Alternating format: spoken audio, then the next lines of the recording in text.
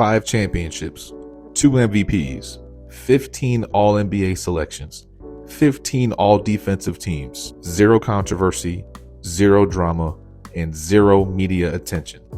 So let me ask you something. How does a player with this resume get forgotten in GOAT conversations, and why is he not the first name being brought up? This is Tim Duncan, and this is the most quietly dominant career in NBA history. Tim Duncan didn't enter the league like a normal superstar. He didn't need time to adjust. He didn't need a development arc. He was the #1 pick and immediately looked like a veteran. But here's the strange part. He wasn't flashy. He didn't look dominant in the way that fans and other players were used to. He just simply won games. And that's where the problem starts. Because if you don't look like a superstar, people don't treat you like one. But the Spurs noticed immediately. And so did David Robinson. Because something dangerous was forming in San Antonio. A dynasty that nobody was paying attention to yet. Before Tim Duncan became the face of the Spurs, he was dominating college basketball while at Wake Forest.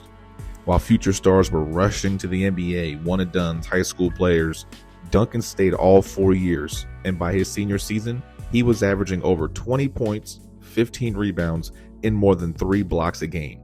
He won virtually every major college basketball award that you possibly could, and was the obvious #1 prospect in the country.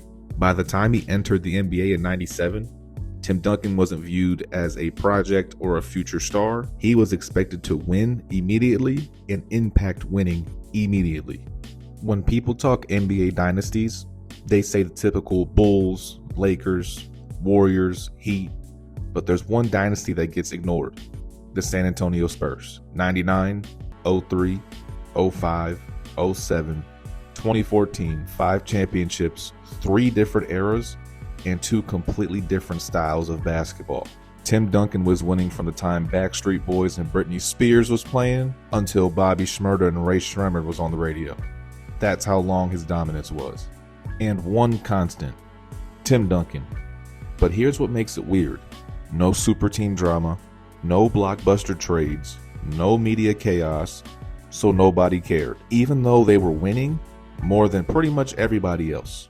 We're talking about a guy with 15 all-defensive team selections and did not get 1 Defensive Player of the Year award throughout that entire span. 5 championships in 3 different eras: the 90s, the 2000s, and the mid-2010s. You could argue that Tim Duncan is the best rookie the NBA has ever seen. As a rookie, Tim Duncan made All-NBA. Tim Duncan was top 5 in MVP voting and averaged 21 points a game, 12 rebounds, and 2.5 blocks a game as a rookie. In Duncan's second year, they go on to win the entire thing, beating the Knicks in 5 games, and Tim Duncan puts his stamp on who he is in the NBA. And from there, it's just even more winning after that. If there's one season that explains Tim Duncan's greatness, it's 2003. He won MVP, he won Finals MVP, and he won a championship, all in the same year. And the difference is, he wasn't on a super team. He wasn't on a stacked team. He wasn't playing with another top 10 player in his prime. He was carrying, and he did it on both ends of the floor. And yet this season isn't talked about like it should be, because it wasn't flashy, it wasn't loud, it wasn't viral, it was just dominance. And during that run, they knocked off the Los Angeles Lakers. 1-2. Baddest duo ever, Superman and Batman. 3 rings. Sacramento, who? What? Rick, who? Hi, Tyra. Who at the time were the most dominant team in the NBA, coming off a 3-peat. But again, we don't give Tim Duncan his flowers. He didn't have a game that caught people's attention. He didn't do anything that made people turn on the TV and sit on the edge of their seats. He just played the game the right way and consistently won while doing so. And for a sports culture that uses winning and rings as an excuse every time we talk about who's good, who's not, it's pretty disappointing that a player with the success individually and team success that Tim Duncan has had, it's just crickets.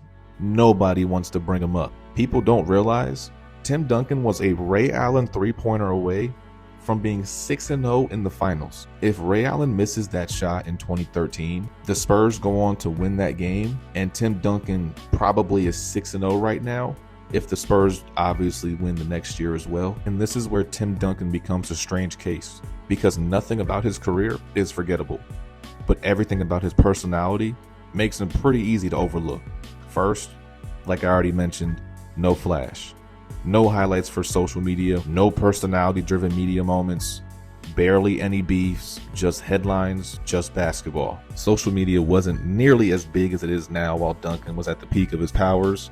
So doing things for social media or being all over the internet just wasn't really how things operated back then. And even so, if that was the case, Tim Duncan would not be anywhere near social media just like he is now. For example, one of the most talked about things when it comes to Tim Duncan is the jeans he used to wear.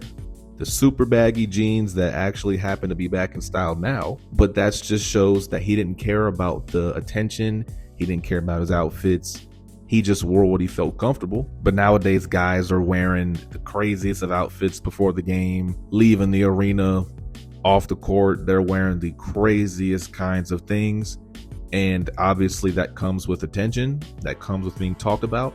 And if you're a great player, that means you're being talked about more, which means your name will come up in other conversations because we're already talking about you. Tim Duncan mastered some of the most boring parts of basketball. The bank shot, positioning on the block, getting to his spot early, not letting defenders knock him off his spot, and just establishing position.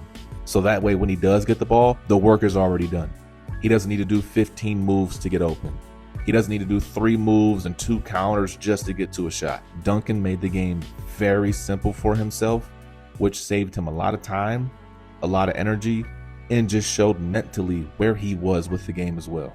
And he also was a defensive genius as well. Tim Duncan was always in the right place at the right time. If you drove, Tim Duncan was going to be there. If you were an opposing post player and maybe you dropped step, got past your man, you were going to see Tim Duncan at the rim.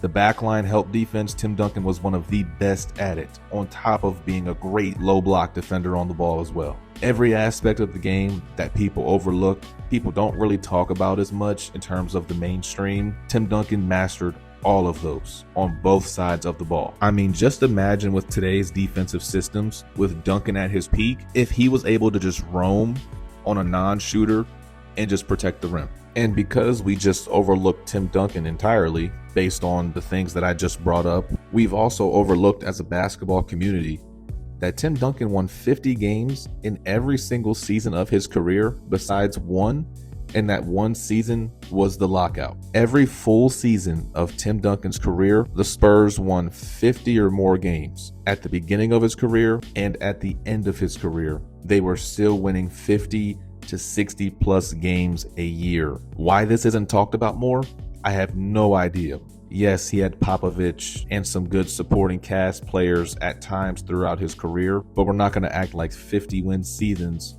for every year of your career besides one is just something you just get a pat on the back for.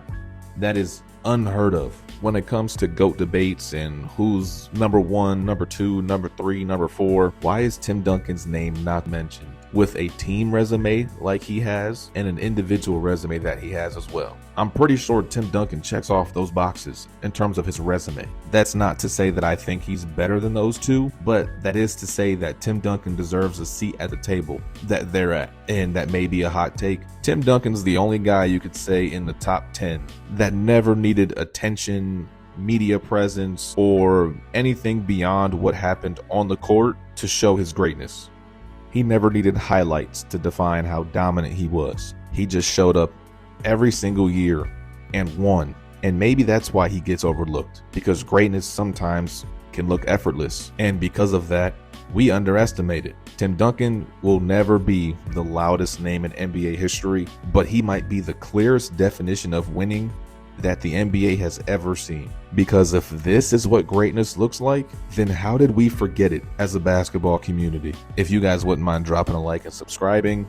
I just kicked my channel back up after taking a pretty long break and just want to get into some topics that, I feel strongly about. And, with the off season coming up here soon, we're going to have a lot of time to dive into some other topics since there's going to be nothing current. And if you have any feedback, any thoughts, please feel free to drop it in the comments. I will definitely continue to post, stay active on here. But with that being said, I will catch you guys in the next one.